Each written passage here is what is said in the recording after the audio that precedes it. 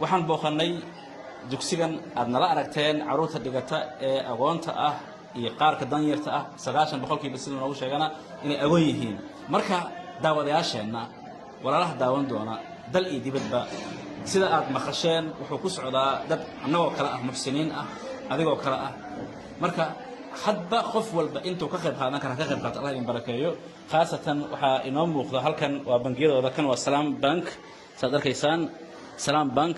kadibna Dahabshiil kadibna Premier kadibna Wells Fargo oo ay isticmaashaa kaan miya okay ma sha Allah marka almuhim nambaradii lagala soo xiriirana waa kuwaasa waxaad arkaysaan nambaradii kadibna waa website-kooda almustaqim.org iyo emailkii Allah idin barakeeyo madrasadan almustaqim foundation arday agoona lagu haayo waxa aad noo cajibi marka dadkan guushoodu way muuqataa sawirada aad arkaysiin ilmahan aad arkaysaan waa dad meesha wax lagu baray madrasadan lagu baray ka faa'iideystay hadda jaamacada aadaa bal ka war qofkii kafaalo qaaday ama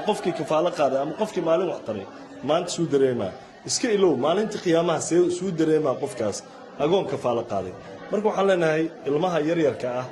qof walba naga mid ilmo dhalay muuqaalka markuu soo gaaro dadka kale la wadaag WhatsApp-yada ku share garay meelaha u gudbi waxyaabaha malaayacniga waa la isugu gudbiyaa laakiin khayrka gacmaha nala qabtaa shaydaanka gacmaha nala qabtaa marka aad isku day inaad dadka gaarsiiso waxa aad tari kartana tar waayo subanaa wuxuu leeyahay salawaatu rabbi salaamu alayhi anigii qofka agoon kafaalo qaado ka hatayni fil janna sidaasaan jannada iskulana marka yaa ka qiimo badan in nabiga aad kula rafiiqdo jannada salawaatu rabbi salaamu alayhi marka telefoonada waa aragteen wanaaga laga qayb qaato waxaan